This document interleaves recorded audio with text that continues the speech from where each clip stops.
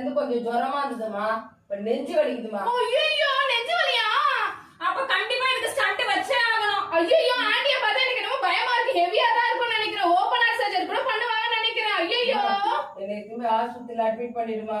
அடச்சி, நேத்து நல்லா ஃப்ரிட்ஜ்ல இருக்க அந்த பாட்டில் ஜூஸ் நல்லா குடிச்சிட்டு உருளைக்கிழங்கு சிப்ஸ நல்லா தின்னுட்டு வயசான வாயை கட்டாம நீங்க வரனால உருட்டுறீங்களே, போங்கடி அந்த சைடு. வந்து ஆறுதல் படுத்துவாங்கன்னு பார்த்தா பயமுறுத்திட்டு போறாங்கம்மா. நீ படுமா. அம்மா ஆஸ்பத்திரிக்கு போலியா? ஐயோ அம்மா படுமா. உங்க தேற்றுதல்னால ஒருத்தர் ஆறுதல் அடையணுங்க. யோபு 16:2 யோபு சொல்லுகிறார், நீங்கள் அலட்டுண்டாக்குகிற தேற்றவாளர்கள் என்று சொல்லி தன் நண்பர்களை பார்த்து சொல்ற. அப்படின்னா என்ன? உங்க தேற்றுதனால எனக்கு ஒரு பிரயோஜனம் இல்லை என்று தானே அர்த்தம்.